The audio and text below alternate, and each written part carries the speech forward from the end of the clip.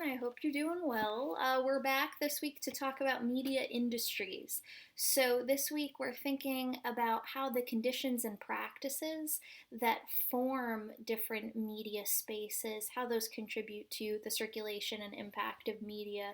So, we're thinking about this through Amanda Lotz's piece where, she's thinking about the different macro and micro level perspectives that would go into how we conceptualize media industries. And when we say macro level in this context, we're thinking about, for instance, big political economic conditions that impact how media circulates. So thinking about, instances like from the 80s through the 90s, we saw many deregulation efforts in, a variety of different public sectors, but specifically in this context through media, where deregulation efforts impacted the formation of media conglomerates. So in other words, different smaller media companies getting subsumed by these bigger entities, and then that leading into Viacom, Time Warner, all of these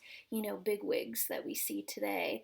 And when we think about the micro level perspective of this, we would be thinking about the various individual networks and organizations and companies and what's taking shape in those spaces that we can extrapolate from to draw larger inferences about the impact of media and whatnot. So obviously the macro and micro levels in this context can go hand in hand and can, complement one another in impacting our understanding of media circulation and whatnot. But we're thinking this week about how Disney and Nickelodeon specifically, these two industries can help us think through what do industries look like, what is the impact of them, and thinking about how this shapes different consumer identities. So how it impacts the way we see ourselves and our relationship to others. So the documentary that I'm asking you to look at this week, Mickey Mouse Monopoly, it really dissects Disney in the sense that, it delves into various cultural messages that Disney disseminates and how that impacts public consciousness. So, we're looking at movies like Beauty and the Beast and Aladdin, and what sort of messages are being communicated through those films, and thinking about, say, Beauty and the Beast normalizing different processes of domestic violence. And it may seem on the surface like, wow, like folks are really reading into that. But when we think about, young kids seeing an, idealized relationship, and, in the context of Beauty and the Beast, this, incredibly violent, abusive context that can impact kids' imaginations. So, that and things like with Aladdin, if you listen closely to the cartoon version of Aladdin's theme song, there's one particular line that says, I know it's barbaric, but it's home. And the film really delves into, say, what are the cultural messages that are being communicated there? How is that impacting young kids' conceptions of, Middle Eastern countries and, Middle Eastern cultures? And it ties into our conversations last week around stereotyping. So, these various ideas go hand in hand in terms of thinking about how Disney impacts, cultural consciousness and whatnot.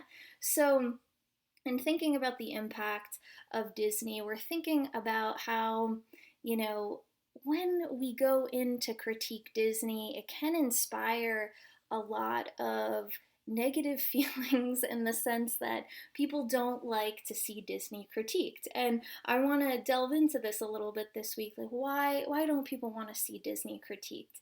And people can say that you're ruining someone's childhood by interrogating what's going on with Disney, when we could think about it as both a space of celebration and critique. We could think about you can celebrate the sense of like escapism and joy that Disney offered, while thinking more deeply about the messages that were being communicated through the Disney films that we all grew up knowing and loving. So why I think this is important, that critiquing Disney does inspire some backlash and people get really upset about folks critiquing Disney is that there's a lot of affective attachments to Disney. So when I say affective attachments, I'm thinking about, the sort of emotional connect that people have to Disney because of the sense of fantasy and magic and nostalgia that it inspires. So, this is really key in thinking about what sort of media industries thrive in our contemporary political economic conditions. So, we see that, generating those really emotional connections to a media industry is, tied in with a sense of brand loyalty. It really does inspire different forms of brand loyalty. And Sarah Benet Weiser helps us think through the ways this takes shape with Nickelodeon this week. So Sarah Benet Weiser is thinking about the ways that, Nickelodeon does this work and, since the 90s has done this really key work of, bringing kids into the fold and bringing kids into the fold by making them feel like their perspectives and their opinions were really important. So in the 90s, there was a show called Nick News that Sarah Benet Weiser talks about where, kids were asked for the first time what their perspective on big key political issues were.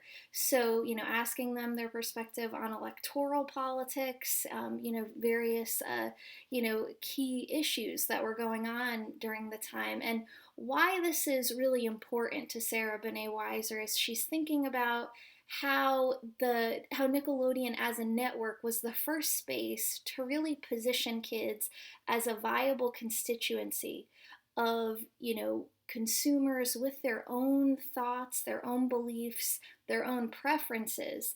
And this, really cultivated kids' buying power. So consumer and citizen essentially became overlapping categories with Nickelodeon. So in other words, when you position kids as being, a community with, important thoughts and beliefs and whatnot, you're positioning them as viable citizens.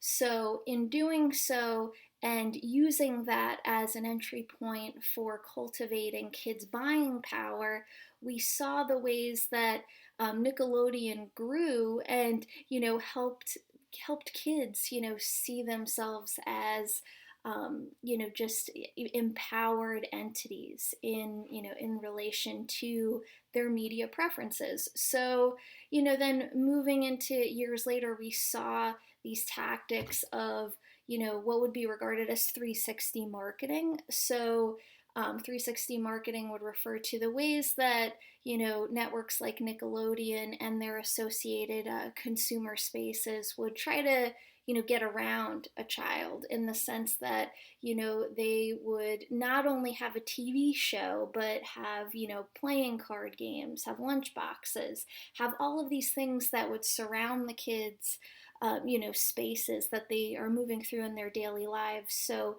they would connect their identities to their media preferences. So we saw this with things like, SpongeBob, any, particular media preference that kids had.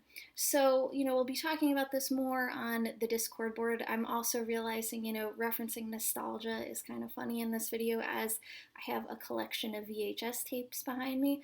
I'm, no stranger to nostalgia, but yeah, so we're thinking about this more on the Discord board, and I look forward to hearing everyone's thoughts.